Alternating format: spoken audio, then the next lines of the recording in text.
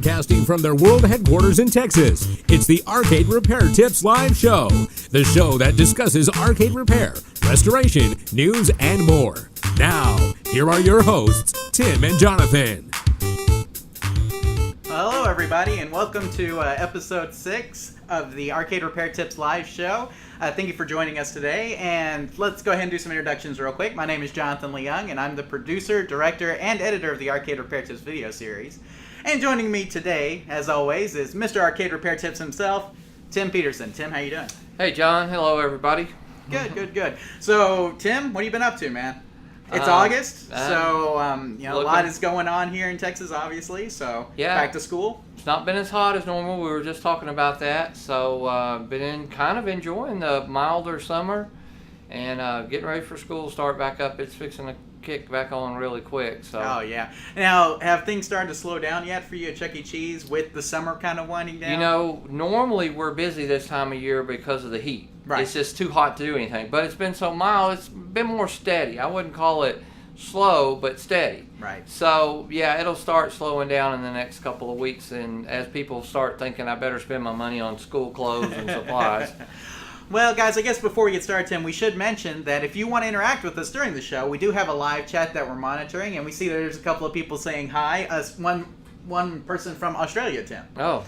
So, good day. Good day, man. There you go. So, but of course, you guys can interact with us during the show in the chat room. We will try to read those, and if you have any comments, questions, or suggestions, we'll try to get around to those as we can.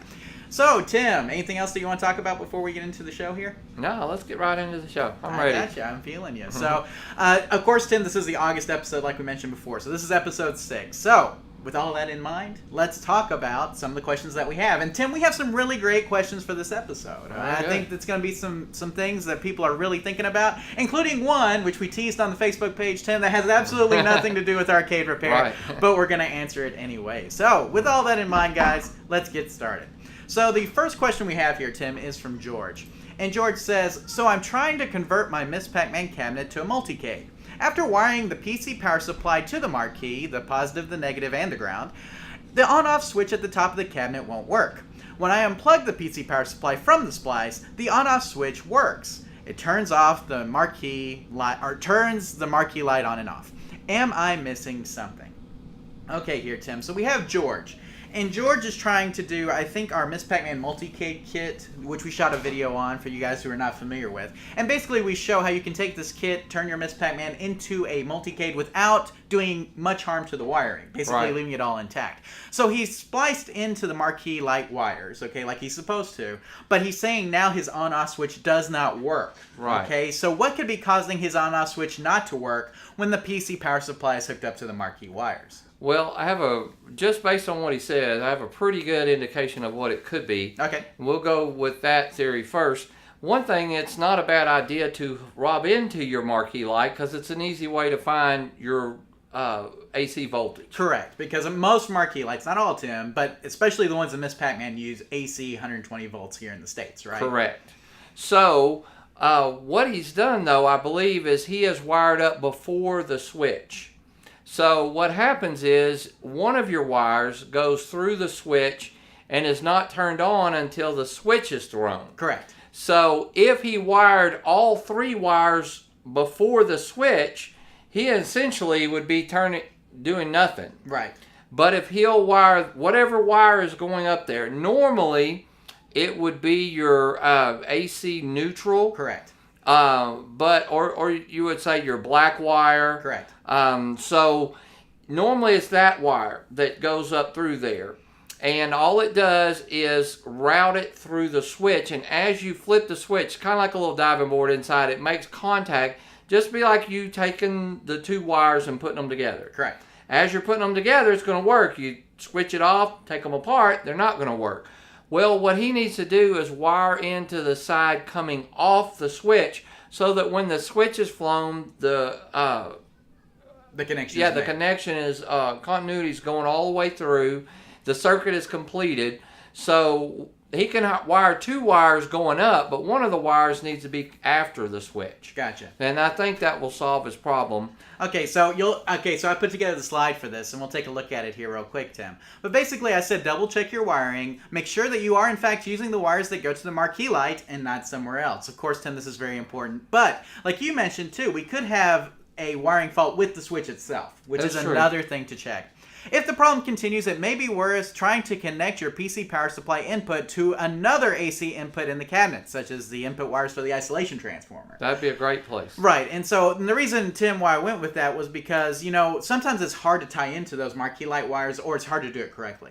The nice thing about things at the bottom of the cabinet is a lot of times they're already wired through the switch and they're already expecting AC power. The isolation transformer is a great example. A lot of times this is wired through the switch and you have those input wires going directly to that isolation transformer. You could just splice there. Should be just as good as going to the marquee light. I agree. So it just really depends on what you're going to do. And of course, Tim, here at the bottom, we'll take a look at that.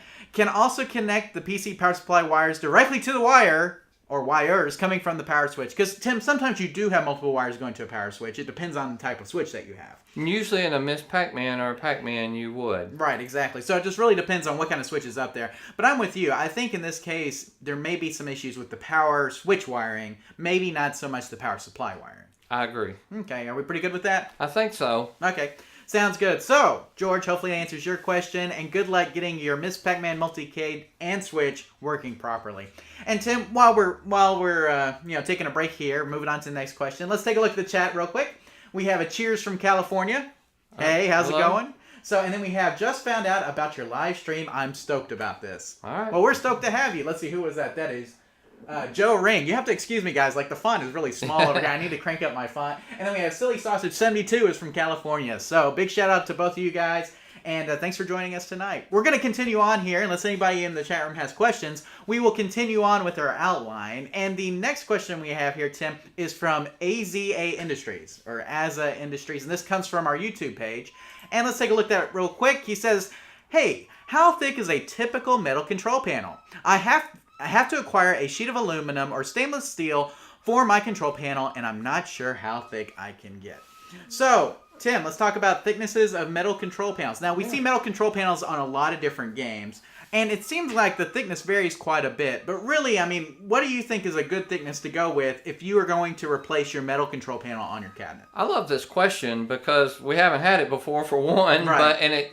Actually, I had to do a little research and think about it myself, and as you did too. Really, I would probably look at it. Right. And say, okay, this feels and looks about right with the metal in my hand. Sure. But if you do need some guidelines, what we see is that most that we found are about 3 millimeters thick. Okay, and of course, Tim, if you're replacing one that you already have, you can always just measure it, right? Yeah, they'd be kind of hard to measure because they're not very thick. Your best bet would be like a digital caliper or Yes. something like that to measure the thickness of your metal control panel. But with that said, we do have some recommendations, like Tim mentioned. 3 millimeters is probably a good recommendation. Yeah, I was thinking a 1/16 of an inch. It's really about a 1/12 of an inch. Right. But 1/16 is kind of a U.S. standard, 1/8, 1/16. A 1/16 of an inch would probably be really close too. Okay, so from our research, the thickness of most metal control panels is around, like Tim said, 3 millimeters or 0.118 inches if you're here in the States. Of course, you can go thinner. Okay, there's nothing stopping you, Tim, of course, No. from going thinner. However, we do recommend no thinner than 1.5 millimeters so that you don't have warping issues with your panel. And Tim, obviously, if the metal is too thin, then we can have some issues with that. Get dents and things like that. Right. I mean, it needs to be tough. That's why I said maybe hold it in your hand and just kind of feeling it may give you a better idea, especially if you picked up enough control panels. We used to stack them up in the garage, by the dozen. So I think those are some pretty good guidelines. But you also have a unique website you want to talk about. Right, and we'll put this in the show notes. But if you go to slagcoin.com/joystick/decoration.html, on that page there's a section about metal, and this is basically, Tim, a page more about making like main machines and things. But he talks about thicknesses of metals, what type of metals you want to use in your cabinet and all that. So if you guys are interested in that, we do highly recommend going to that website and checking it out. But Tim, obviously going with a thick control panel metal is going to be very important if you want to withstand the rigors of like operation out on location, correct? Right, exactly. But you don't want to get too thick because if you're making this control panel, you want to be able to drill through it. Right. And, but really I would err on the side of thicker Right. than thinner. Right. If you have the choice. If you're trying to decide between two panels, I would definitely probably go with the thicker one. Sounds good. So AZA Industries, hopefully that answers your question. Like we mentioned, most metal control panels are around 3 millimeters, but of course the option is yours. You can go thicker or thinner. Just be aware that there are pros and cons for both, right, Tim? I agree, yes. Sounds good. So Tim, let's go ahead. We'll go back over to the chat real quick. We have, let's see, OLSUXX. Oh, I'm not sure how to say that. I'm not good with those kind of things. But he says, do you guys have any good suggestions for light guns on Multicade MAME JAMA cabinets? And Tim, I think we tackled this on one of the other live shows, but Ultimart makes one. I think it's called the AIM Track. Okay, AIMTRAK. Okay, the AIM Track is really what you want to use for like MAME setups, okay? Now on Multicade boards, I don't know if there are many Multicade boards, Tim, that have light gun games. Right. In fact, I'm not sure that there are any out there. And right. so like for like straight up Multicade boards, I don't know if there's like a multi-gun light gun board out there. So, in that case, though, if there was a board like that, I would think you could use your standard light guns. USB. Yeah, or even your standard light guns that you would use with like an arcade cabinet. Yes. I would imagine it'd be compatible. But in most cases, for MAME cabinets, the AIM Track, Tim, is what you want to go with. It is a little on the expensive side, but you get good quality, and I've heard really good reviews about them. Now, some people have modded up things like Wii remotes to do light gun games on MAME and things like that, and that's an option too, Tim.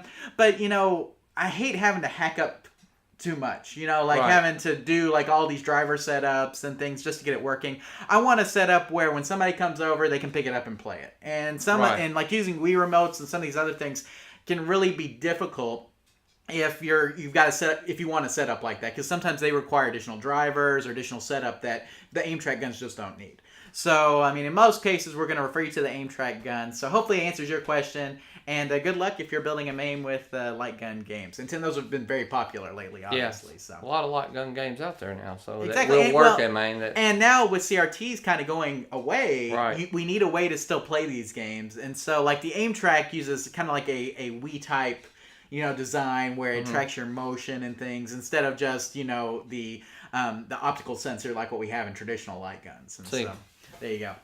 So hopefully it answers your question. If anybody else in the chat has more questions, please feel free to ask them as we continue on here.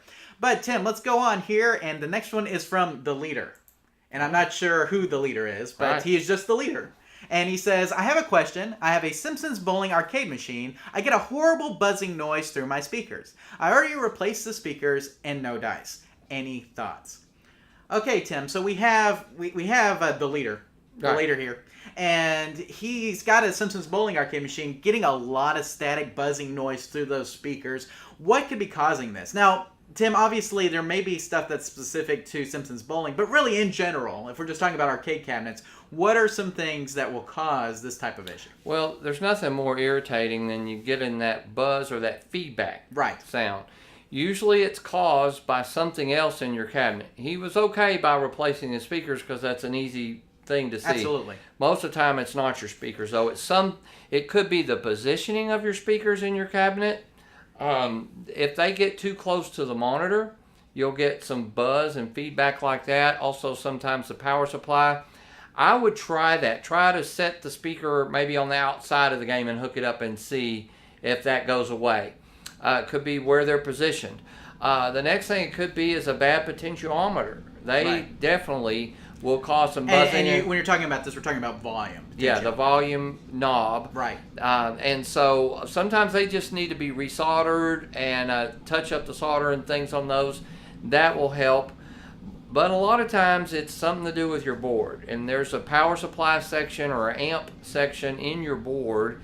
I'm not, I know that Simpsons Bowling would be a JAMA game. It's probably all in one board. Newer 3D style. Yeah. I'm not sure exactly how old it is or what the system is off the top of my head. But generally, you'll see a heat sink and a transistor and some that looks like you would see on a monitor. You start seeing that area of a board or where a volume knob is on your board, or a lot of times it will say sound, or there'll be a sound ROM. You could have a bad ROM.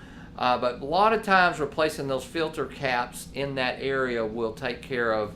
No, I think of a game at Chuck E. Cheese, skee balls, notorious because you're throwing a ball all day at it. Right. You'll get the buzz feedback, and it would always be a cap on the board on the main PCB.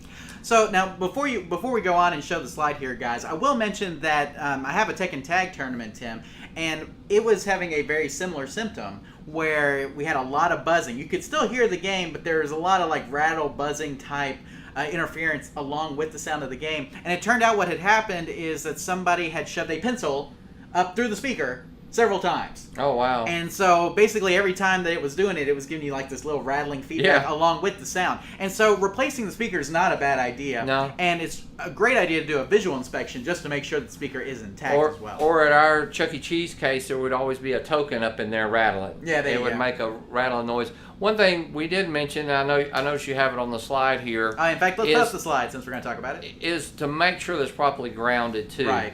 That will make a lot of difference. For instance, everybody knows, well, I say everybody, most people that have listened to us for a while, if you got a hum in your Miss Pac-Man, you check the fuse, you replace the fuses. And the fuse holder, right. Yeah, when I first thought about that, I was like, what has that got to do with the price of beans in China? You know, it's like, what in the world do we need to do this for? But it works because of the grounds and things like that. So, what is the price of beans in China? I have no idea at this point. It's probably a lot more expensive than rice. There you go. But, so yeah, but grounding issues I'm definitely with, and that's why I put that on there, Tim, is because a lot of times if a game isn't properly grounded, you will get a little buzzing because it's kind of like a little buzz feedback that usually would get, with proper grounding, would get kind of put away, but if it's improperly grounded, you get a little buzz in. I've just thought of one more thing that I have seen multiple times, not just once, and that is why I'm a big fan of LED lights in the marquees and stuff. Fluorescent bulbs will cause crazy stuff like that. That is and true. Throw a lot of feedback when they're starting to go bad and they kind of flicker or they're getting burned on the ends.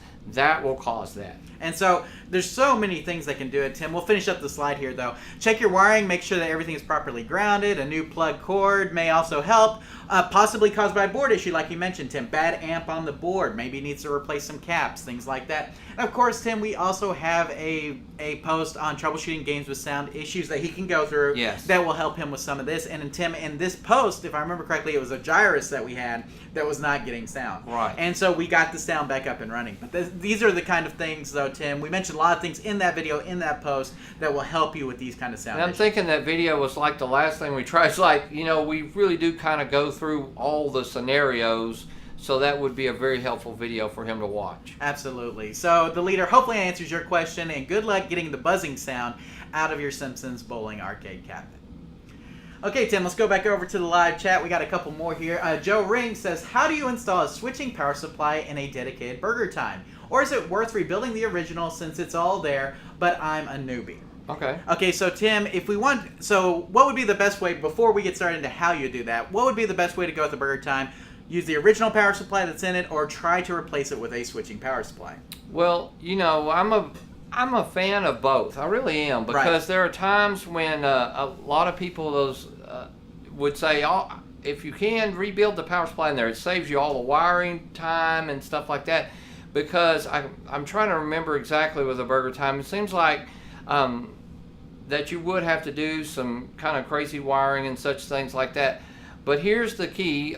Arcade Shop still sells a lot of those conversion kits. Correct. Now, if there's a conversion kit for it, and I can't remember if there is. And Tim, maybe we should explain this here to Joe, because I don't know if he's familiar with it. Arcade Shop sells basically a power supply and a board that hooks to a switching power supply. So it's a switching power supply, a board that hooks to a switching power supply, and basically you hook your power supply connector to this board, and it does all of the rewiring work for you. It kind of does exactly. It does the work. The wiring work. It takes the wiring work out of it. But having said that, I really do like switching power supplies, like especially a good one. Yes. You know, those kind that you get from HAP where you don't even have to have a multimeter. You can dial it in. It turns green when it's right on voltage. Yes. And you can go and check your game. Oh, it's yellow. I need to turn it up a little bit. You don't even have to get your meter out.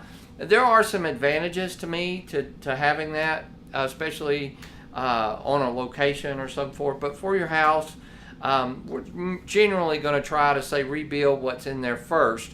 But if you're having issues after that, it's just, I like to be able to tweak that just a little bit. Some games like 5.0 and some like 4.96 and some like 5.08.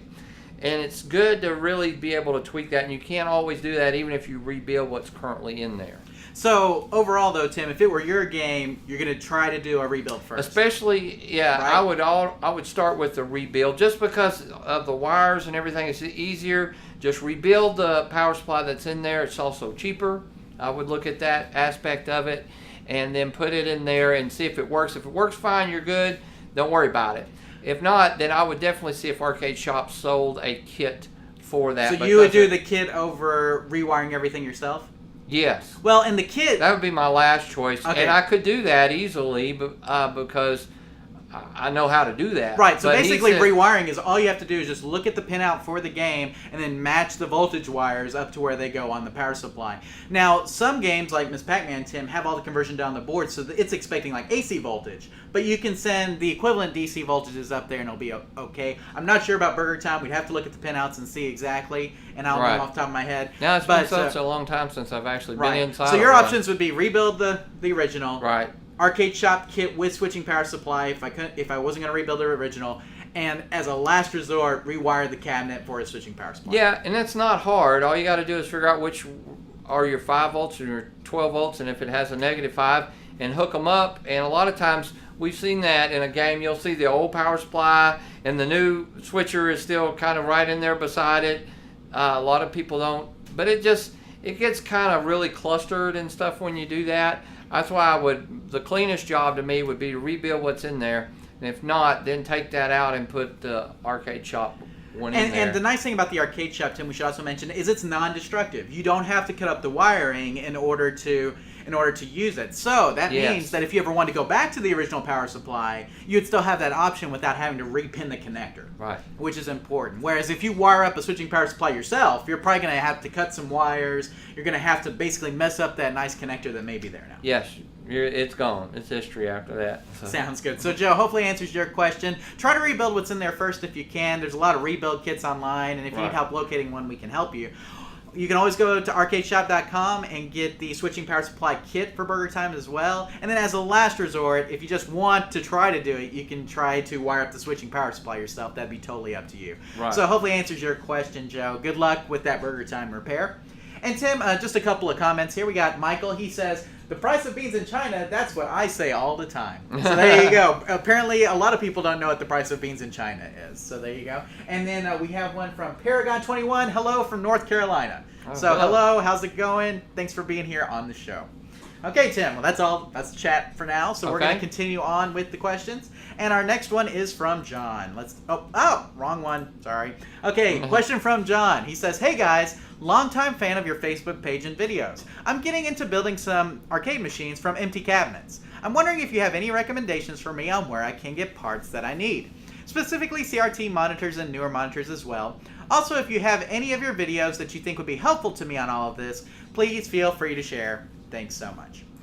Okay, Tim, so we have John here, and he's looking for some places he can buy some parts. It sounds specifically like he's going to be working on some CRT monitors and things. It does. So what are some places that he can go and get some parts? Well, we make it real easy for him, John. If he'll go to our website and click on the resources page, it will come up with a lot of people that we not only do... We stand behind in other words, we don't just recommend everybody. There's a lot of people making parts these days. Absolutely. And there's probably some good people out there we don't know about yet. But these are people that we have personally done business with and had good experiences with and that we recommend. Absolutely. And so you can go to arcaderepairtips.com. In the upper right-hand corner below the header, there's a little itty-bitty link you can click that says resources. I know it should be bigger. Sorry about that. Or you can just go to arcaderepairtips.com/resources, Tim, and get there. And there's a heading that says arcade parts suppliers and distributors, I think. Okay. And so if you go there, you can find them all. But Tim, in general, if I need parts for a monitor, what are some of the places I want to go to?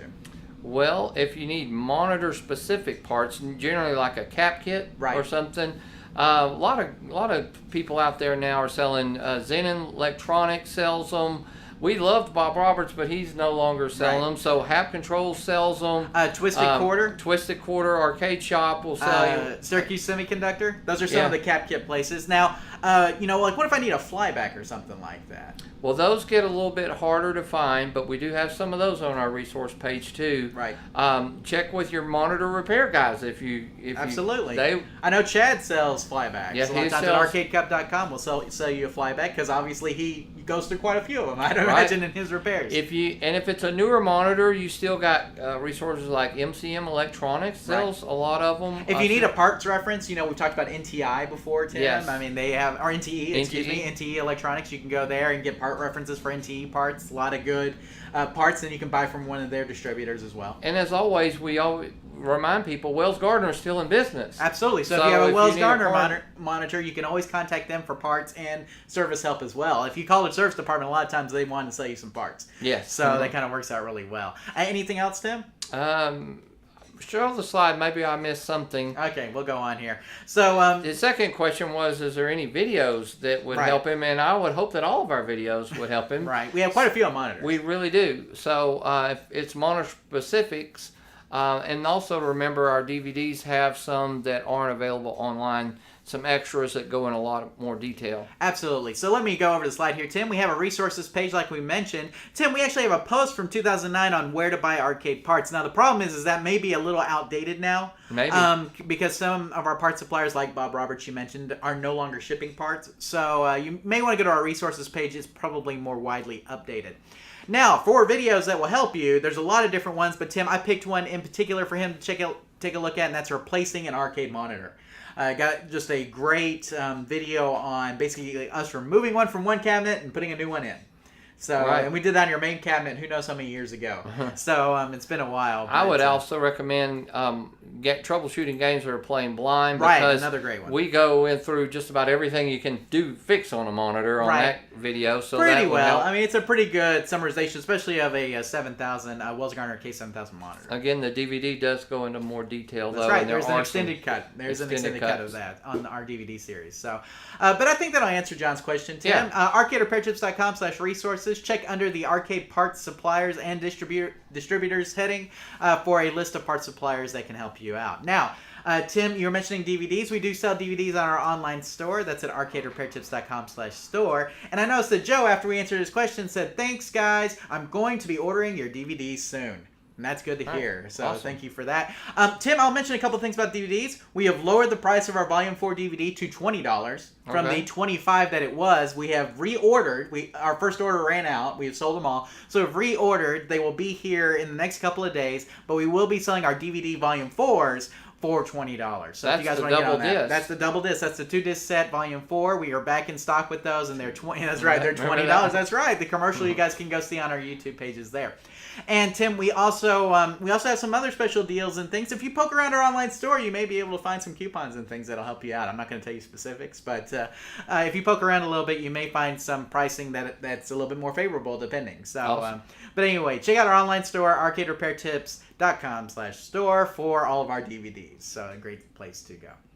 Oh, here we go. We got let's see, somebody else here, Flavo Lima, and he says. I don't know Spanish. So it looks like Boa Note Amigos. Okay. So there you go. So thank you for joining us. We're glad to have everybody in the chat. Tim, quite a few people in there. So if you guys are watching, you're not in the chat, join us in the chat. You can leave us comments and questions during the show.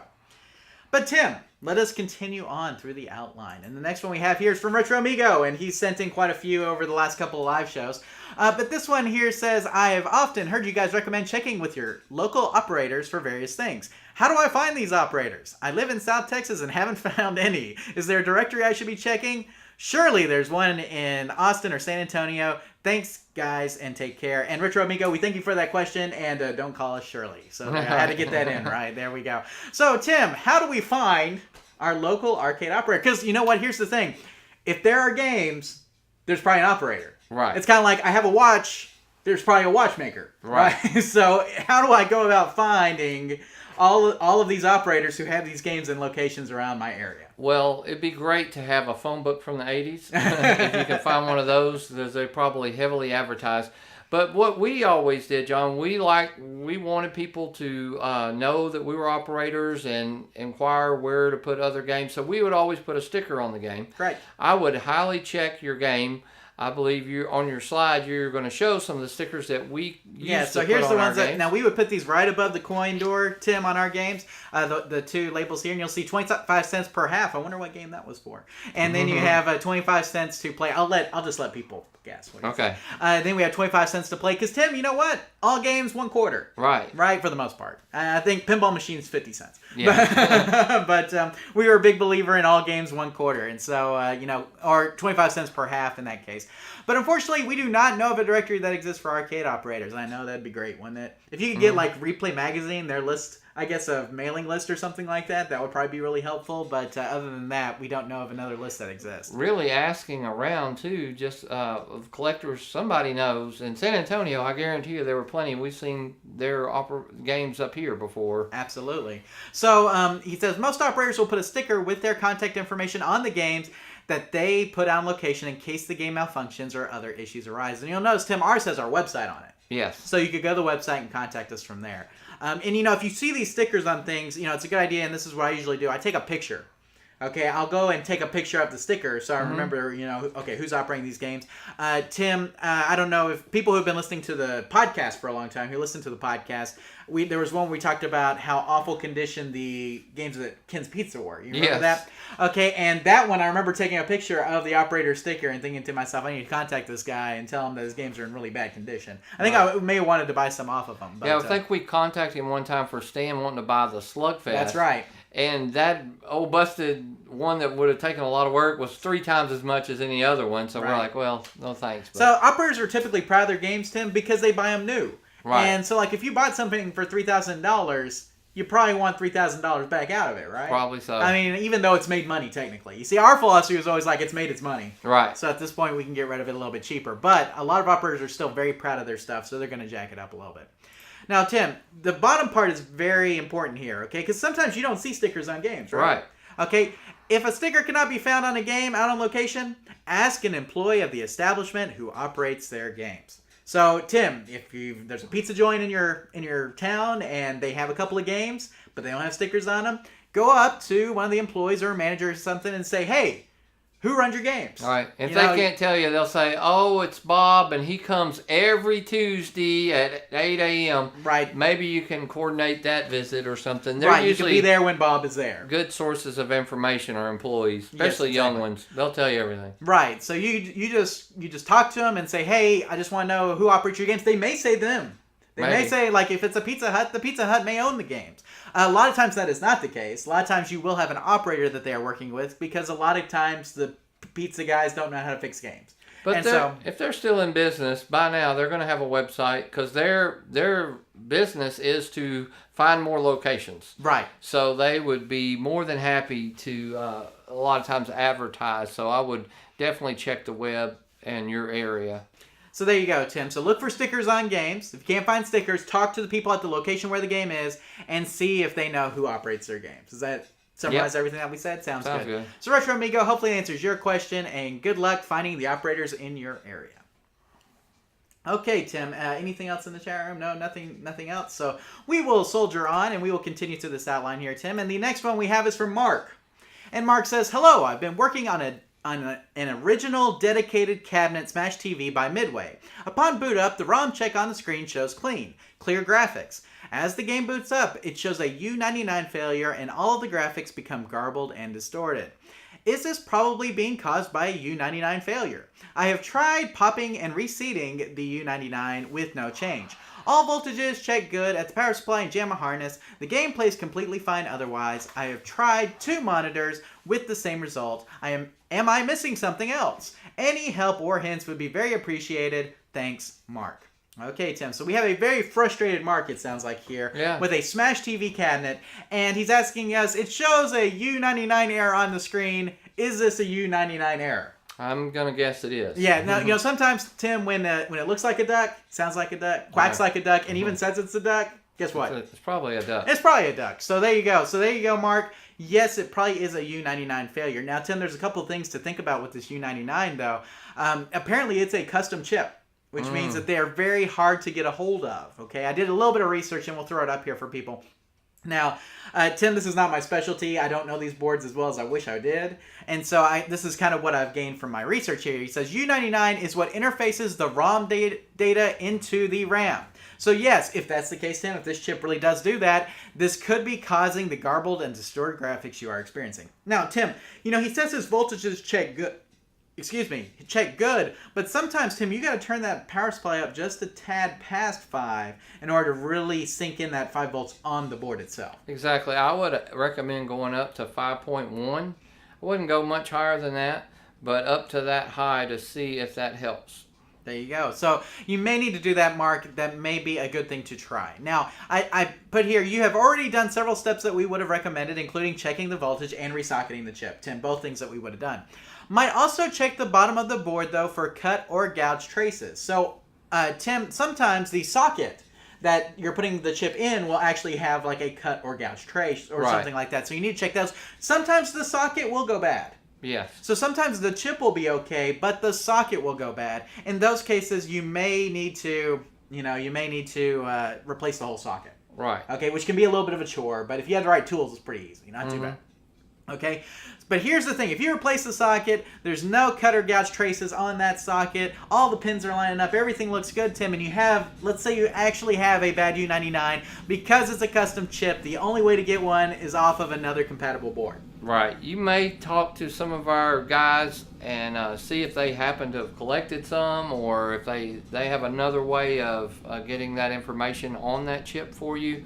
But more than likely, it's proprietary kind of thing. Right, exactly. So in order to get another one, you will probably have to take another Smash TV board or another board of that type and get that U99 on there. And so, Mark, I wish we had better news for you, but I mean, if you try turning up the voltage a little bit, maybe checking that socket for any cut or gouge traces, and also even replacing the socket, hopefully those 3 steps will be enough to get you back in business. Right. Hopefully the U99 itself is okay. I mean, that's what we're going to Yeah, you can flip your board over and do a continuity check for everywhere that goes and make sure there's not a broken trace or a cold solder joint on the back of your socket, too. Exactly. So that's a great idea. So, Mark, that gives you some tips to getting your Smash TV board fixed. Hopefully one of those will work, and please contact us again if there's any other additional help that we can give you. And hopefully, Tim, it'll get his board working. That's what we're hoping for. For sure. Okay, Tim, before we move to the next one, let's go back to the chat. Joe Rivera says, awesome video. Hey, Joe. How's it going? Hey, Joe. So thanks for joining us tonight. Michael says, couldn't I get a copy of the ROM and burn it? Could you not get a copy of the ROM and burn it? Well, Tim, this isn't a ROM. This is a processing chip. That's the difference. Right, exactly. That's the difference. Okay, it doesn't actually hold graphics. This is actually a logic chip, and it's not a proprietary logic chip. That's the problem, is that it's probably an outdated chip. Right. And proprietary. Right. Right. So like we mentioned. Somebody may have one, and one of the guys that do those ROM burning things may have run across this before and saved it. But there's the difference. It's not something you could burn. It's not a erasable. Right. ROM chip like that. Right, it's a little bit different chip. So I mean, yeah, it's just a logic, Tim, more than anything. So, but great question though. Yeah, absolutely. Okay, is that everything? Yeah. Moving on. Okay, Tim, I've been waiting to get to this question. This is the question that I am most excited about on the entire outline. Drum roll, please. There we go. It is from Ash Hawk. I'm saying that right? Close enough. Hawk? We'll take it. Okay, Ash Hawk says, hi, I was very impressed with your videos on YouTube. I have a connector on a harness, pictures attached, which fits on the male pins of a motor. This motor is in a refrigerator door. Let me repeat that. This motor is in a refrigerator door. The repair guys want to sell me a new door. I think this is a Molex connector issue. I do not know how this can be repaired or how I can get a new Molex connector like this one. It would be great if you can help me. I am actually helping my son and his daughter-in-law get their fridge fixed. I have recently become a grandfather, and my son and daughter-in-law are busy with the baby. This refrigerator problem is causing them a lot of grief. To help find this part, I have attached the refrigerator models and serial numbers, and also the motor's model number. Thanks again for your help. Wow. So, apparently, Tim, our new website is Refrigerator Tips. Okay. So, guys, welcome to the Refrigerator Tips live show, and we're glad that we can help you out. No, in all seriousness, though, Molex connectors, Tim, not really a specialty per se, but we are very familiar with them. Yeah, and first thing I'd like to talk about the word Molex. It's kind of like the word Kleenex. I Right. hope that all of our out of country people can understand where I'm coming from this. I know you guys in the Or States. Xerox. Well, no, yeah, Xerox. Like you say, you want to make a copy, you want to Xerox something. Right. Well, I may have a different type of brand of printer, Right. an HP or something, but I call it A Xerox. Right. Or it's like a Kleenex. No matter what I'm blowing my nose with, I say, hand me a Kleenex. Right. Well, you're not going to go, sorry, I got puffs. Right. I'll just hand you this. The name has become so synonymous because they make so many. They probably are the biggest manufacturer. So it may not actually be a Molex brand, Right. but it's a Molex type Correct. connector, which means a Capital lot of, M Molex. right. Which means a lot of their Molex connectors will work because it's the same type. Right. So I have fixed a lot of things in my house, John, based on my arcade knowledge, and this would be something that I think I would tackle too. Now, Tim, I just noticed that. Did you notice the guilt trip you threw in there? Can I read that again? Yeah, Just wait. real quick. There was a guilt trip in there. Did you guys hear it? Okay, here we go. Let me see. I am actually helping my son and daughter-in-law get their fridge fixed. I've recently become a grandfather, and my son and daughter-in-law are busy with the baby. This refrigerator problem is causing them a lot of grief. Well, Wow. you got to have your refrigerator going. Well, I it's understand. kind of important. Yeah, especially it's not like an arcade game. yeah, baby's milk and stuff like that. Right. It'd be like your Miss Pac-Man going down. I mean, he didn't have to tell us that. I'm just saying he threw in the guilt trip, which is fine. I'm just saying there's a little bit of a guilt trip in there. So let me go and Let's show the pictures. I was going to say, let's show the pictures from the email real quick. So, keep hitting the wrong button. There we go. Okay, so here it is a KitchenAid refrigerator, Tim. And this is the motor, okay, right here. Now, this, I don't know if you guys can see my cursor, but if you're looking at the... if you're looking at the middle picture and kind of the middle of that little motor thing, Tim, those pins look awful familiar. Yes, they do. And then the picture on the right, look at that connector. Yes. Man, that looks like maybe something we've seen before. Right. Would you say that? Quite often. Okay, so with all that said, Tim, what do you think? I do think that it does look like a monitor Molex connector. That's It's very exact- similar to a monitor Molex connector. and I it would probably is a little different, but I think a monitor connector would work. say. Absolutely. So let's talk about that real quick. Now, Tim, I did our new logo here. You like that? I like that. I think we're gonna keep it. You know, we'll just refrigerator repair tips from now on. It's a lot easier than arcade repair. Probably make more money doing it too. But but anyway, let's continue on here. From our research, it looks like this is a Whirlpool ice auger motor. Okay. Okay, so here's the thing, Tim. Technically, this should still work, Yes. but unless they want to get ice out of the front of the machine. okay. Okay, so that's where this motor comes into play. This motor is the motor that spins when you hit the ice switch on the front of your refrigerator. Right. Okay, so when you hit that switch, this motor spins and spits out ice. Okay. Gotcha. So the connector and pinout look very similar to an arcade monitor input. And Tim, we mentioned that when we were looking at it. So let's talk about arcade monitor inputs real quick. Tim, usually arcade monitor connectors are the Molex KK style with a size of 0.156 inches Right. for the pins. That's a very common pin size, Tim. We see this in all sorts of stuff. Right. Not only used here, but also used in JAMA connector pins as well, Yes. right? Same size. Very similar. Very similar, very common size. Or for our Australian friends that we had earlier, Tim, in the chat, 3.96 millimeters. Okay. So it would be the same thing. Just need to order. So technically, now let's take a look at this real quick. I'm going to go back here. So you can see that there's a wire that's out of his connector here. It looks like he's got a couple other, and this connector doesn't look like it's in very good shape, right? Correct. Okay, so if he orders a Molex KK with these pins and a 7-pin version of it, and it looks to be the polar type that has the little wings on the side, and the pins, he should be in business, right? Should be. Think so? And Tim, I kind of took a guess here at what I thought the connector and the pins would be. Okay. Just to give him some part numbers. So I thought the connector may be Molex part number 09-50-8073, and the pins would be 80-50-0189. And that's a total guess on my part. But Tim, you can get these Molex, you can get these Molex connectors and pins from pretty much any electronics supplier. But I mean, the two big ones that we usually recommend, DigiKey and Mauser. Yes. I mean, DigiKey and Mauser have everything that you could ever There's want. Allied, Newark, Right, there's exactly many Allied, different Newark. places. Absolutely. If you had a Fry's near him, he could take it down there and show it. And Right, exactly. Probably. Now, Tim, when we were talking about this, you mentioned something that I didn't even think about as far as you could ship off the connector. Yes. Right? So why don't you tell our audience that? I thought it was interesting. I've run across this problem a couple times. I will have to say one reason why we like to recommend Mouser is because they just have great customer service. There's been a couple of times when I just couldn't figure out what the connector was. I have actually cut it, took a picture of it before I cut it because I know how to put it back together, shipped it to them, and said, I need this and I need these kind of pins, and they have taken care of me every time. Wow. Now, do you need to call them before you do that? I usually call them ahead of time and at least get an RMA or let them know what's coming and why.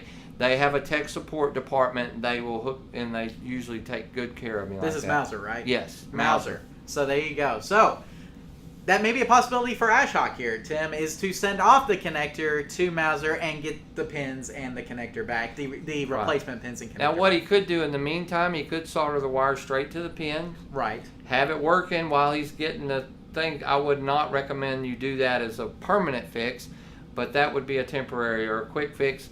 Or I have taken the female Molex connectors like you see the push pins with. Right. I have actually connected them and squeezed them on each pin. Right. And kept it there just to get something working while I'm waiting on the connector. But that's if you have the pins. That's if you have the pins. Right. So, I mean, if you don't have the pins, that's a different thing. Right. So I got hundreds of them. Right, exactly. I'm always doing Molex connectors. Right. So, but Tim, I thought it was interesting. Apparently, we're in the refrigerator repair business now. One thing I like about games, it does give you that confidence to fix. I fixed ceiling fans. I did some plumbing, fixed my stove.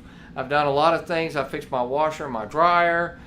Just because you get that confidence after a while, you realize how stuff works, and then it's not that hard. You can just, if you can fix a game, there's a lot of stuff that you fix your car, a lot of things like that you can do. Absolutely. So, well, Tim, I hope that answers Ashok's question. Well, I think we took our best stab at it. I'll say I think that, so. and I'll throw this back up here. I'd really love to know how it ends up. That's right. So hopefully he can get his son and daughter-in-law, refrigerator all working again, get some milk for that baby, right? For sure. Now, here's the thing. They wanted to replace the entire door. And Tim, I was talking with I'll come back here. I was talking with my brother. My brother, the air conditioning at his house just went out, which in Texas means your house is unlivable all of a sudden. Right. And so he had somebody come out, and they wanted to basically replace it with a whole new unit, which was expensive. Right. Okay, so there's different levels of repair guys, right? I mean, that's what people don't realize. There's a repair guy that'll come out and say, you know what, I don't know how to fix that, so why don't we just replace everything? Right. And there's a repair guy that looks at that and says, hey, I'll just replace that part and it'll work. Right. Okay?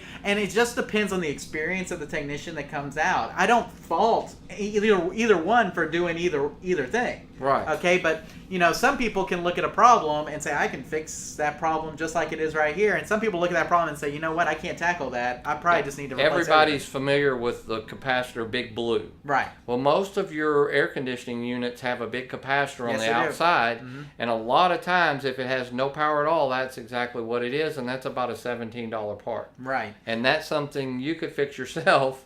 The only thing I caution people is there is a reason why people have licenses. Yes. So be careful in anything that you do.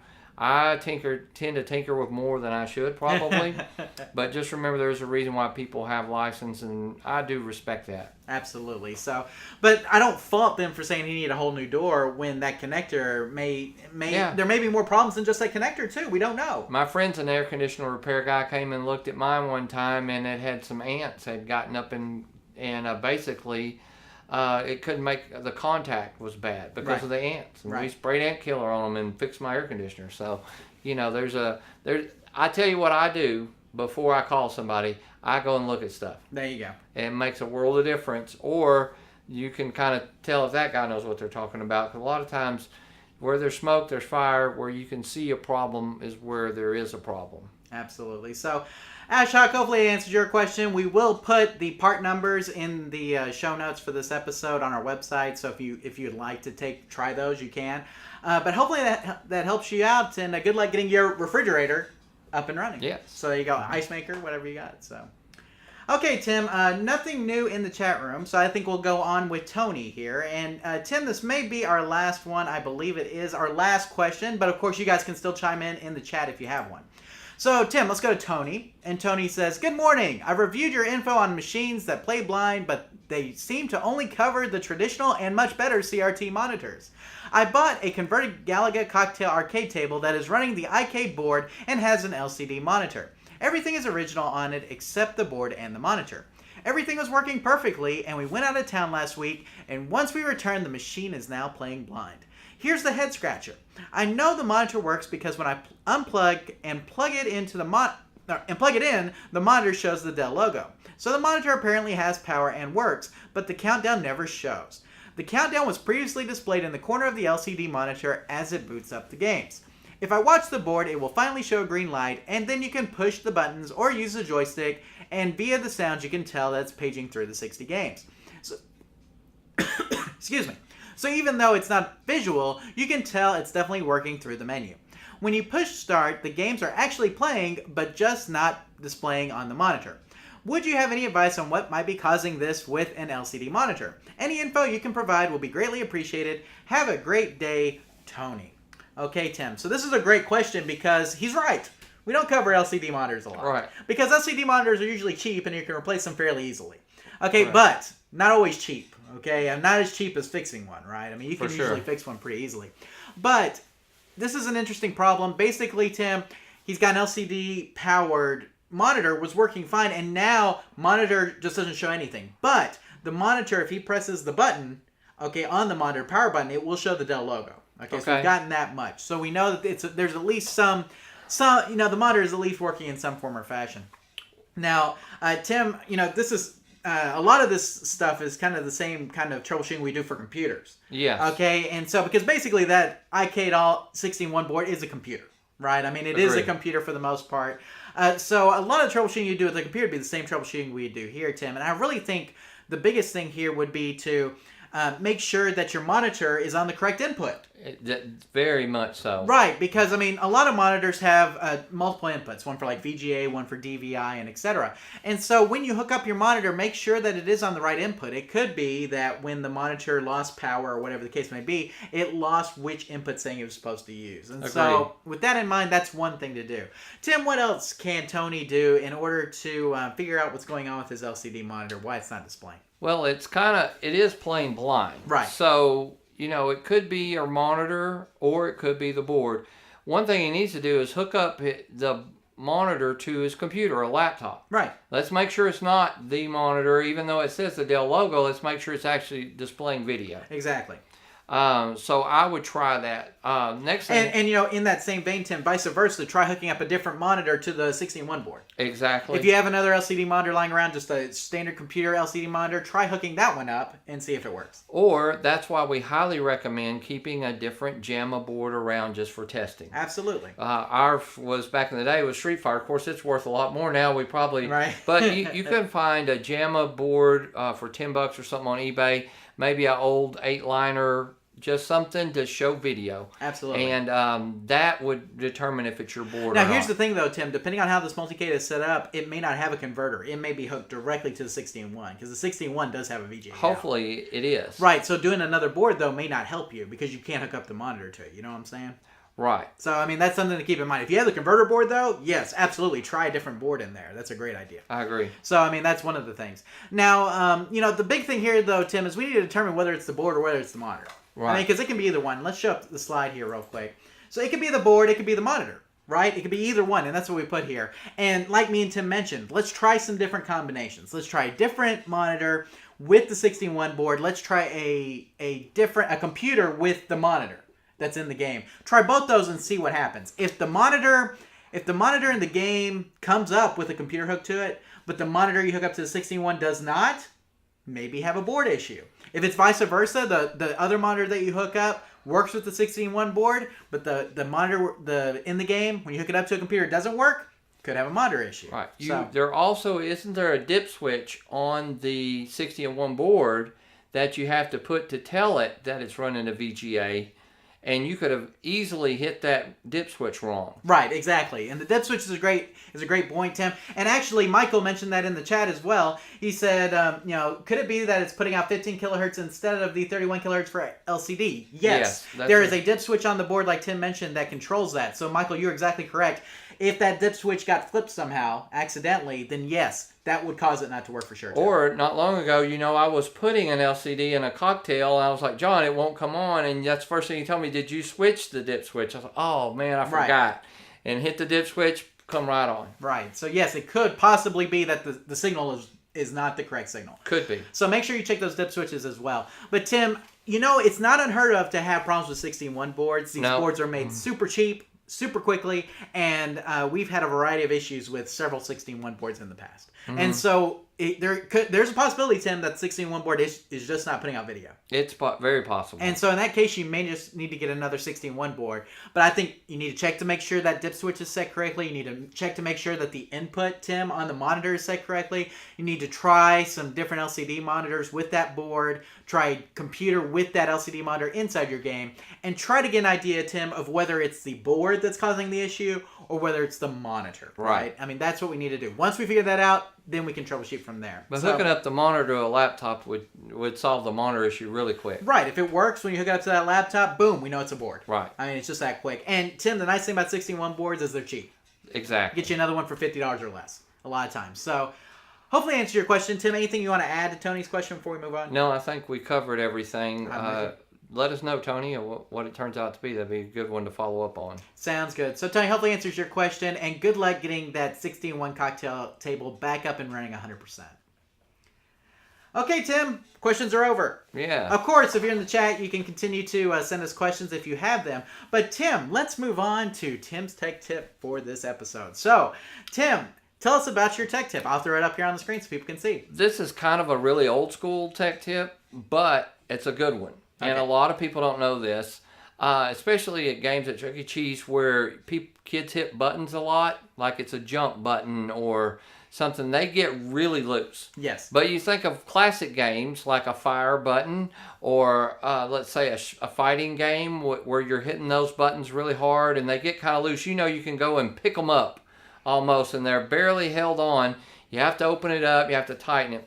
Well, if you're constantly having that, we have a game, Terminator Salvation has a start button that's always loose. And, or think of Flying Tickets or our version of Flappy Bird. Right. Where you're constantly hitting it. It's always loose. So what you do is you flip it upside, take the button out, and you take Teflon tape like you use with plumbing. Take the nut off, right? Yeah, so when you take it off, keep the nut off. You wrap the whole thing with the Teflon tape. I think you're showing that brand right there at Home Depot. It's like yes, this is Odie. Odie Fast Tape. And Tim, I looked it up. This roll of Odie Fast Tape is available at your local Home Depot store for $1.97. Okay. And I bought some at Harbor Freight for less than 2 rolls for $1, I think. It was crazy cheap. Same stuff you use with plumbing. Well, think about it. These are like plumbing type parts. Then you screw that back down. Of course, this would be inside of the game.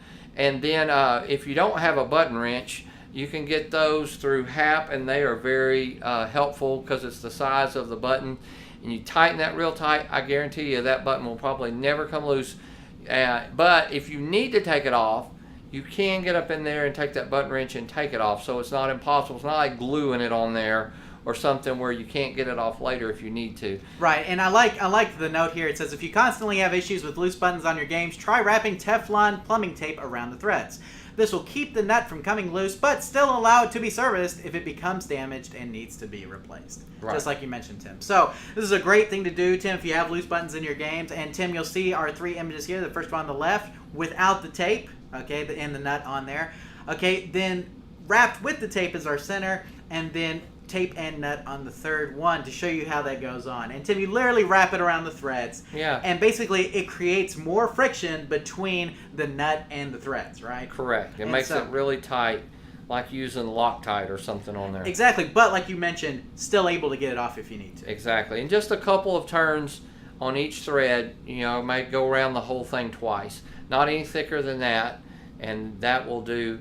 Anyway, just a good tip if you've never heard that before. You're constantly, especially if you're an operator, you would know that this is a big deal. Absolutely. So, and like you mentioned, Tim, a lot of games where you're hitting buttons really fast or like just smashing them really hard. I mean, that's where this stuff really will shine. Or if you're going to sell a game to somebody and you don't want to hear about it later, you can just kind of wrap it up and be done with it. Or it's a good thing to do when you're building a game. Absolutely. So there's Tim's tech tip for the month. Use Teflon plumbing tape or the Odie Fast Tape around the threads of buttons that may become loose after play. So there you go.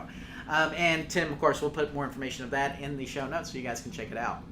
Now, Tim, I have a couple of discussion topics here for this month. And, Tim, this article from Ars Technica got a lot of traction on our Facebook page. And I want to talk about it real quick. It says, MAME devs are cracking open arcade chips to get around DRM. Okay. And DRM being digital rights management. Okay, and we have the link there. So I mean, Tim, this is my takeaway I put here. The amount of work that the MAME development committee puts into preserving games is amazing. Thanks to all those involved. If you want to contribute to the Caps Off project, you can do that by going to their Patreon page. And Tim, we put the Patreon there. But basically what these development community members are doing is they are literally like opening up chips and trying to figure out how they work so they can emulate what that chip is basically doing. Wow. So, and like we talked about the U99, the U99 is a similar chip. Of course, that one they've already kind of reversed engineered in MAME because you can play Smash TV if I remember correctly. Correct. But there's a lot of chips and a lot of games, Tim, that are not emulated yet because of the type of encryption that's on them. Mm-hmm. And so sometimes they have to decrypt, sometimes they have to open them up to figure out exactly what's going on so they can basically emulate that within MAME.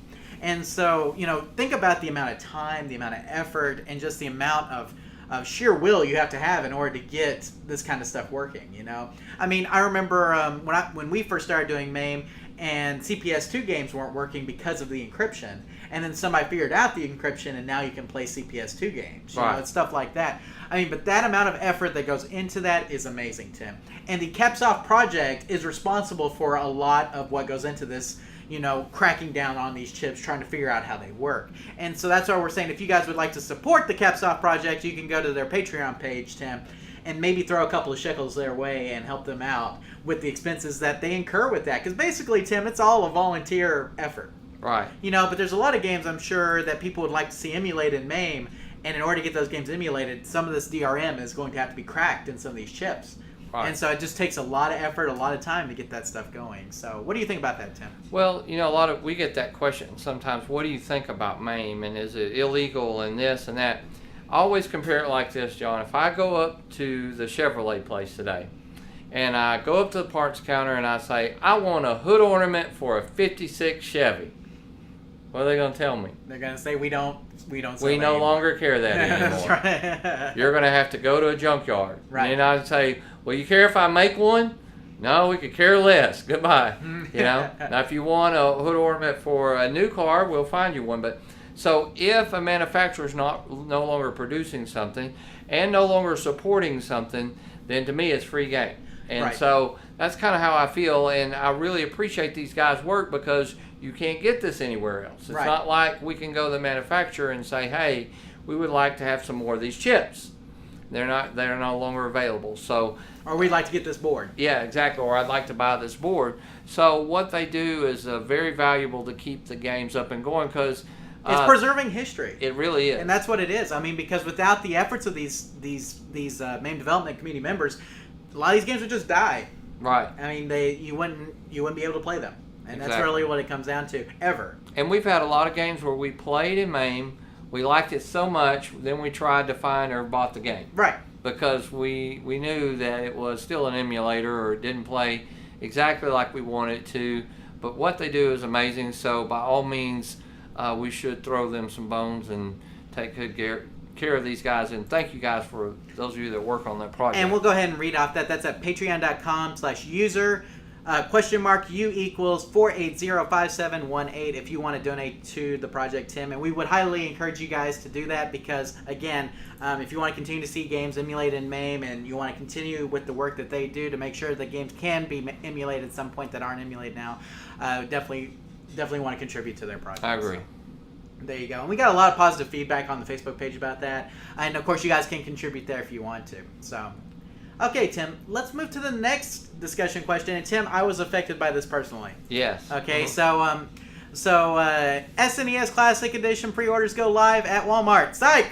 We fooled you. All orders canceled. Right. So that's about how it went. We're taking pre-orders. No, we're not. No, we're not. So here's the gist of it, Tim. The Walmart website started allowing pre-orders for the SNES Classic Edition on July 21st, 2017 at 10:45 p.m. The stock lasted for about 30 minutes. Now it appears that all of those orders will be canceled due to what Walmart is calling a technical glitch. So Tim, I had an alert set up on my phone to let me know, if somebody posted on Twitter about pre-orders going live or whatever. So I got the alert and I got in. And I bought one and I was happy. Just one. Okay, I'm not greedy. I got one and I was happy. And I was texting my friends. I'm like, hey, you need to get in on this. Buy you one of these things, whatever. So and we all got in and we all felt good. We're all like, oh, we got our pre-orders in. And then, the news comes out about a week later that, no, that wasn't right. And all pre-orders have since been canceled. Right. Everybody. So, everybody's. So what do you think about that? Thanks a lot, Walmart. Thanks a lot, Walmart. It makes you never want to shop at Walmart again. Yeah. Not that I like to shop at Walmart anyway. But, trying to get, items or and this is an item they knew that people were waiting for. It's like, don't you think you'd be like extra super cautious with this one? I think that it goes back to a failure at all levels. Yeah, failure at all levels. I like that. It's just from Nintendo all the way down to the guy bagging groceries there. Needs to you got to be prepared for these things, and they know they're going to sell out. Right. And it was up for about 30 minutes, so it really makes you wonder what went wrong. A lot of unanswered questions there. Now, I do want to say, if you're in the chat and you pre-ordered one and yours got canceled too, please let us know. I'd like to hear if you're in the same boat as me. Brother, we're all in the same boat, apparently. Right. So, there you go. And in fact, Tim didn't pre-order one and I pre-ordered one and we're in the same boat because neither one of us have one. So, there you go. So, that's kind of how it worked out. I went to the dentist and the Walmart today, and I'm trying to figure out which one was the worst. Did the dentist make you wait? No. Well, you see, then Walmart was definitely worse. Have you ever tried to get to the checkout line there? Yeah, I was trying to buy perfume in the locked case. Trying to find the key person. Oh, my goodness. Anyway, I bet that person had the key and was walking away from you with an apron on that said, how may I help you? Yeah, maybe correct? So. Yes, okay. No, I mean, seriously, guys. I mean, you kind of have to shop at Walmart a lot of times because it's the only thing near you. I understand that, I mean, it's Walmart. They do carry everything, which is kind of nice. But in this particular instance, you think they would have been very careful with this particular item, considering all of the publicity that the first one got and all the issues that they've had with the NES Classic. So. And what is it with Nintendo? Why do they keep doing this? Well, that's a good question. I mean, a lot of me would like to think that it has a lot to do with being careful and cautious, and maybe it does. But I really think what it comes down to is that Nintendo's not like Sony and Microsoft. They try to be a profitable company. Microsoft and Sony, I mean, they also try to be profitable, but they have so many divisions. Like, Sony is spread out among Sony Pictures. I mean, think about how many parts of Sony there are. Think about how many parts of Microsoft there are. And then think about how many parts of Nintendo there are. Right. There's one. Okay, so that video game division has to be profitable for them. If Microsoft loses money in the video game division, they can make it up. They got Windows division, they got Office divisions, they got all sorts of stuff, right? Probably so. So, I mean, but it's different with Nintendo. They have to be profitable, which means that in order to be profitable, you need to sell everything you put on the shelf, right? That's true. And so you don't want products sitting on the shelf, because products sitting on the shelf means you didn't, you're not making money on it. And so part of me thinks that's part of the reason why they do it. Okay, I could be wrong. Right. Part of it could just be that they like frustrating people, and they like people seeing, their products being difficult to get a hold of. I have no idea. It's very But strange. I tell you this, when you go to your stockholders and you say, we sold out, that sounds good. Within 30 minutes. Yeah. But I mean, you go to your stockholder, Tim, you go to your stockholder meeting, you're the CEO, you say, brothers, we sold out of everything. We made it all, we sold out. That just sounds good to them, I think. So maybe that's part of it. But anyway, a little frustrated, Tim. Not going to lie. Yeah, I would be. It is what it is. So, so we had a cancellation. If you guys got canceled, let me know in the chat. Want to know if there's anybody in my boat. So, and Tim, let's go on here. Okay, last little segment here. Last time we started doing Jonathan's Classic Console Closet. Right. Okay, and so last time it was Street Fighter 2 Turbo, I think. So I picked something else that has to do with the streets for this month. I dug around in my closet and, threw some stuff and, all that kind of thing.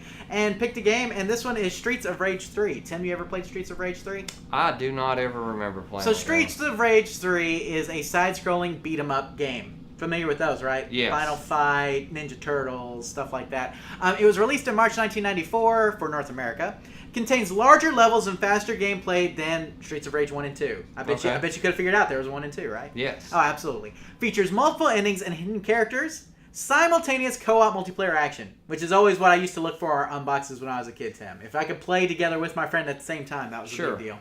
And Tim, the big thing about this is it actually feels like an arcade game. Okay. I mean, if you've never played it before, it feels like any one of the side-scrolling beat-em-ups. Double Dragon. But I mean, the thing about this is that because it's got such large levels, hidden characters, it was made like a console game, even though it plays like an arcade game, if that makes sense. So, Tim, here's my copy. And I actually have the box for it. Okay, check it out. And, Tim, this came from JJ's Video, which was a video store that I used to go to when I was a kid. They were getting rid of this, and I picked it up. And you'll see the address is right there on the sticker. Wow. Okay, so JJ's Video, and from Texas here, and Sega Genesis. And then inside here is the game. Don't have the manual. But on the game itself, they etched property of JJ's, let's see, JJ's Fast Stop. Okay, and it says here, and it's got the address on here, and it's got an inventory number. Okay. So they actually etched that in, like with an etching pen. So they did not want people stealing these. Of course, you got to remember, Tim, this was, these games were expensive, right? For sure. So, but you'll notice, Tim, here, I don't know if you noticed, it says MA13.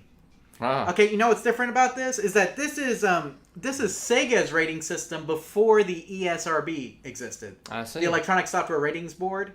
Before they existed, or I think it's like something else now, Sega put together their own ratings commission and rated the games. So MA13 is part of their rating system. And so, just kind of a piece of history there. But it is nice to have one in the box, though. I kind of like it. And so if you haven't played this, it's highly recommended. I'll let you look at the back of the box. You can tell the people what you see. It looks awesome.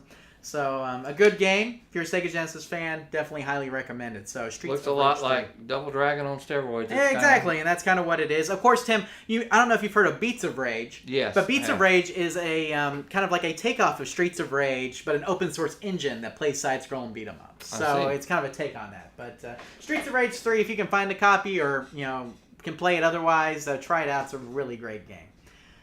Okay, Tim, we have one more here, follow-up in the chat room. Joe Rivera says, a lot of co-workers pre-ordered and also got canceled with the SNES. So, Joe, your co-workers and I are in the same boat. None of us have an SNES Classic Edition. Good news, though, end of the month, Tim, pre-order should be out. That's what they say. So there you go. Okay, well, Tim, end of the show. Okay, you've got until I read our contact information to get anything in. So any last-minute requests in the chat, guys, go ahead and get those in now because we're about to read the contact information, and let's do that now. Okay, our general email address. You can contact us at questions@arcaderepairtips.com, questions@arcaderepairtips.com. If you put live show in the subject, it will get mentioned on the show, or if you just send it to us there, we will try to answer it either on the show or via email. So again, that question is questions@arcaderepairtips.com. That comes to me and Tim. We also have our YouTube page, which you are on right now watching this live show on, and that's at youtube.arcaderepairtips.com. And we do cover comments from the last live show on the next episode, but Tim, there just weren't a whole lot of comments this time. No, not much. So we left the comments there, but if you leave a comment there, we will cover it on the next show. And then, Tim, we have our podcast email. And, Tim, we should mention the podcast email is not us. Right. That is Eric and Chris. And if you go to our Facebook page, Tim, we have an image now that shows kind of the different groups and what everybody's responsible for so you guys can see. But the podcast email goes to Eric and Chris, and they do the Question and Answer podcast, which is basically a radio show where they answer your questions. So if you want to send your questions to them, that's podcast@arcaderepairtips.com, podcast@arcaderepairtips.com. And of course, Tim, the Question and Answer podcast can be found on our website. You can listen to the audio versions on iTunes and on Stitcher at the addresses on the screen. And Tim, of course, if you feel obligated to, or if you just feel like you like to, leave them a review. I'm sure that they would appreciate it there. And then, Tim, we have our social media pages. We have our Facebook page at facebook.arcaderepairtips.com and our Twitter feed at twitter.arcaderepairtips.com, which is basically just a copy of our Facebook page. And, Tim, we want to thank Louie and Mark for all of the work that they put into the Facebook page. Of course, Tim, you and me post things there from time to time as well, but Louie and Mark do a lot of great work there and really keep the great stories like the two that we covered today up there so people can see them. So again, facebook.arcaderepairtips.com. Follow us there, or on Twitter if you want the latest information about arcade and console news, Tim. So there you go. Okay, are we done? Looks like it. Okay, I don't see anybody else in the chat. We will do a lot. Or do you want to do an after show? Oh, sure. Okay, we'll do an after show. So give us a minute here to compose ourselves. And then we will do an after show here where we will talk maybe a little bit about arcades, but mostly about other things. So if you guys want to join us for that, feel free to. But Tim, I want to thank everybody who is in the chat. Another shout out to all those who joined us tonight. We really do appreciate it. Remember, guys, first Thursday of every month, right? At this time, 5:30 Central time. 6:30 Eastern Time. You guys can join us here and watch it live. Of course, it'll always be available after the fact on the YouTube page as well. But first Thursday of the month, come join us for the live show if you're watching this after the fact. So, but Tim, I think it's that time. You ready to sign off? Let's go. Okay, guys. Well, thank you guys for joining us for the live show tonight. And remember, here at Arcade Repair Tips, when we fix the game, we play the game. Take care, everybody, and good night.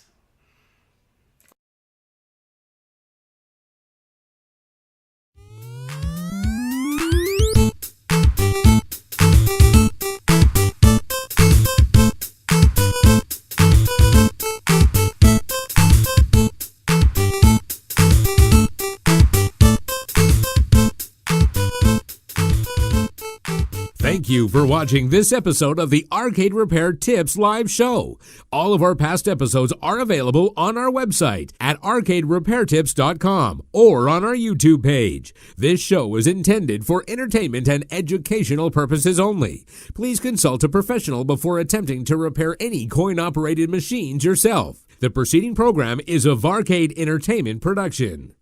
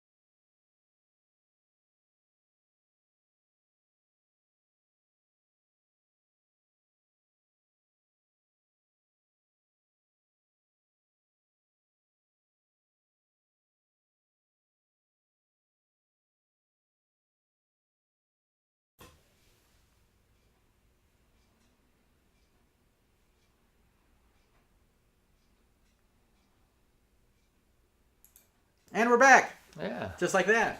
So what'd you think? You have a good show? Yeah, it was a good show. Good. I like some good questions today. Yeah. I don't know if you noticed, I'm rocking purple. I think we talked about that earlier. So I feel, like having a daughter, I feel like I can wear purple okay. Yeah. I think before that, I don't think I could have. But I will say that this shirt, I like the retro gamer on it and everything like this. I got it from Woot.com. And so, WOOT. So I like Woot. If you guys haven't been there before, it's got some good stuff. So, okay, Tim, what are we going to talk about? Besides my shirt. Well, we are counting down to 12 minutes and some great event is happening tonight at 7 p.m. 12 minutes, August, great event. What are we talking about? The first NFL preseason football game. Oh, wow. Okay. Well, it is Texas. We like our football here. We do. So, and in fact, I put that on the outline because we have an after show outline. So, football season's coming. Preseason games start tonight. How's that? Does it seem like it's getting earlier and earlier every year, though? It really does. I think it is. I don't know. Is August too early for football? Maybe. So, now, obviously, we're here in Texas, so, Tim, that would make us? Cowboys fans. Cowboys fans, North that's Texas. right. So, if you guys live somewhere else, please let us know if you're fans of other teams. So, Sure. you can say go whoever. So, yeah, absolutely. So, good stuff there. But, Tim, so football season tonight. We got Cowboys starting up. What's your favorite thing about football season? College or pro or otherwise? I like them both. I do. Sometimes High school. I forgot about high school too. High school football, huge. Yeah. Friday Night Lights. Oh, yeah. You guys have seen Friday Night Lights movie, TV It's show? always more fun watching high school football if you know somebody playing, like one of your friends' kids at our age now or something, so you can really root for them. College, of course, there's just, certain rivalry games that are going to be good no matter what the record is. You can toss the record out. Those are kind of make that interesting for me. But over the last few years, just really watching a lot of pro football, playing fantasy football. It was fun. I was about to say, now our good friends, they have tickets to the high school games because he's a sponsor. He owns his own air conditioning company, and his company sponsors the high school games. So we usually go to them a lot. So I go to a lot of high school football games throughout the year just because they have tickets. So, we go with them. Well, my wife's a teacher, so she can get in free. Right. My son gets in free in athletics, so it's not really, even if you paid full price, it's not, and our concessions are really reasonable. Yeah. So sometimes it's like, don't eat, we'll all just eat at the game, because you can eat at our football games pretty cheap. Well, and another thing is that go to the visitor side because it's always faster. Right, there you go. High school football tip from Jonathan right there. So, football season coming up. Excited for that. Hopefully, we'll get some good stuff. Oklahoma, you're a big Oklahoma fan. OU. Yeah, new coach this year. I'm a big UT fan. New coach. Right. So, we're both in the same boat there. But I think hopefully it'll be a good season for both of us. But the SEC teams will probably whip us. So, there you go. Okay, we did have a couple of things in the chat here. Ray, I think this is on the last question that we took. He said, it's the 61 board. It's probably the Chinese bootleg. They die all the time. And he's right. We've had problems with 61 boards all the time. So if it's not outputting video, good chance that 61. Especially I've noticed if your game is not ventilated well or you leave it on for a while. Right. They do seem to fail. And then Eric's in the chat room from the podcast. Oh, hey, so Eric. RC Cola 777. Did I make it in time for the show? You made it just in time for the after show. There you go. So it's like the after party, right? I mean, that's what it is. Let's Eric just had a big life event. Yes, he did. And you just had a big announcement. I did. How about making that announcement down in the after show? Yeah, we can talk about that. I mean, Eric, I'll let him reveal that in the chat. But we have a new baby on the way. So going to be here in February. So, do you know what? Yep, boy. Boy. A boy. Oh, my goodness. Boy for sure. Wow. I mean, that's, within a reasonable amount of what do you call it? Accuracy. Okay. So, wow, how exciting. So boy on the way. We are excited about Wouldn't that. have mattered either way. Right. But you're excited to have a son? Healthy is what I want. I always tell people that. I always go for healthy. But we're excited. Yeah. I'm excited for boy, because it'll be different from girl. Right. So, I mean, I have a 4-year-old daughter now. So. Yeah.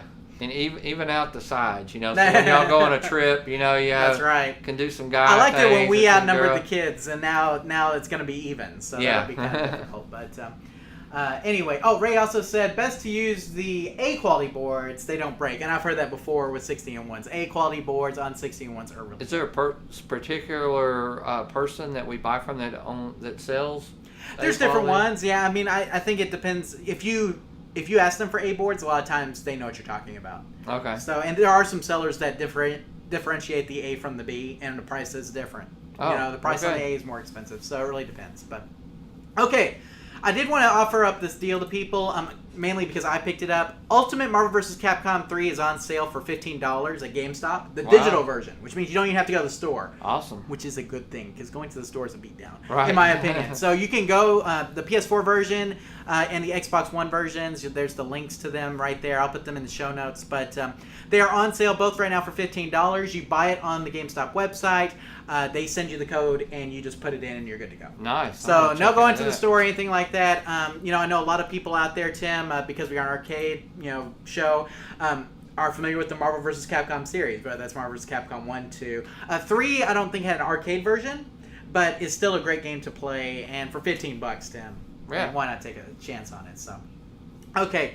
So let's talk about some movies and some shows, Tim. I'm going to let you go first. Okay, even though I put yours underneath. I only put yours underneath because you told me later. So, so you told me that I need to see Lion. You said that you need to see this movie. It's really good. So tell me about Lion. What's it Well, about, and what makes it special? Every time I go to Amazon Video and I'm thinking about renting a movie, I always watch the trailers. And this one always caught my attention. I was thinking, man, I want to rent this movie. I want to rent this movie. And now it's available on Netflix, so you can go and watch it. Okay, And if so I don't you're- even have to pay for it. You don't I've have already to pay paid for it. Apparently, it's a really, really good, kind of good, feel-good movie about a young boy in India who gets lost at 5 years old, accidentally gets on a train that takes him 2,000 miles from a village that he lives, okay? He ends up, you can imagine being in a country where he ends up on this train station. There's so many people, nobody even realizes he's lost or an orphan. Sure. Takes forever, his struggles and things that he goes through. Finally gets an orphanage, gets adopted by a mom and dad from Australia. The mom's Speaking of Australia. Nicole Kidman plays that part, and she does a great job on that part. And they raise him, and eventually he grows up to a young man and starts to get really curious. Gosh, I wonder if my mother's still alive. I wonder, because he has these flashback memories, and he gets on Google Maps, and he literally finds the equivalent of a needle in a haystack because he no longer can speak the language. He doesn't know, because he's just a kid, where village he's from. He knew a few little pieces of information. He takes those, and he looks up the train stops at where it stops, checks all these thousands of train stops using Google Maps, and finds his village. Wow. And I won't really, that's not giving anything away, because this is what the premise of the story is. What I do want to say is, what is so interesting to me, watch the after show kind of at the end. Why is the movie called Lion? And if you know that and you're in the chat room, you can grin right now. That is a great title for the movie, although it has nothing to do with lions. There you go. So that I'll tease it like that. So you don't even have to. If you have Netflix, you're good to go. Just go watch it. It's a very family friendly movie. It's just a good movie. Kind of reminds me of going back and watching like Where the Red Fern Grows or something. It's just one of those good, wholesome movies that really has a good ending and everything. So I have to ask this for my wife. Happy ending. Yes. Okay. Very mucho happy. Because my right, you don't want to go all, because then there's movies where they feel good and everything, but then they end up, it's like The Notebook or something. Everybody, right. Spoiler alerts, everybody dies. Pay It Forward is a great example. Yeah, exactly. Of one where it's like, it's a really great movie, and then boom, something happened at the end and we couldn't watch it. So anyway, watch that. We're going to go see Kidnapped tomorrow, even though it pretty much I put it on the outline, but I know you hadn't seen it yet. Yeah, but you're thinking, didn't we see this movie by Halle Berry a few years ago? Yeah. I mean, it's kind of like the same story, but I don't know. It looks good. It's our anniversary. Happy anniversary to Dawn. So, you just snuck that in there. Yeah, she gets to Congratulations. Well, she's probably not listening. First anniversary, right? Our second. Oh, second anniversary. 2. Look at that, man. 2 years. See, where does time go? It really does. It goes by fast. So, And 2 then, years. and then the last thing is, I think somebody mentioned it on Facebook one time Oh, about you got to do the 2. catching up on our Wonder Years, and when the show first came out, I loved it. It was one of my favorite shows, but it seemed like, I don't remember what night. Do you remember what night it was on? No. Was it Friday night? I think we talked about it last time that we were both watching it. I was always, it's like I'd watch an episode, miss 2, come back and watch some. It wasn't like back in the day where you could DVR it or something, or you had to get somebody to record it for you, or the Betamax in my generation. So, to watch them straight and to really catch up all those little gaps I missed and see how the story progresses and everything. I'm on like season 4, episode 72. You're about where I am if you're on season 4. Yeah, I think we're both on season 4. Episode 72 of 100 or something like that. It's got quite a few episodes. So, and it's also kind show. of like I can watch 2 or 3 a night and be done, and just I like it. So, bringing back a lot of good memories watching that, and thinking back to when I was watching it and playing it, probably watching an episode, play some Atari, go back. So, whatever. So that's what I've been doing. What about you? What have you seen? Anything? I've been watching The Wonder Years, but actually over the last week or so, I've kind of shifted to some other things. So I kind of dropped it off. I need to pick it back up. But let's talk about. So I put on here. I saw Wonder Woman. Okay. See, I haven't done that. And I want to. I know it's going to be out of theater before I get a chance, but maybe as soon as it comes on video, I'll get it. Very good. Very good. Yeah. So highly recommended.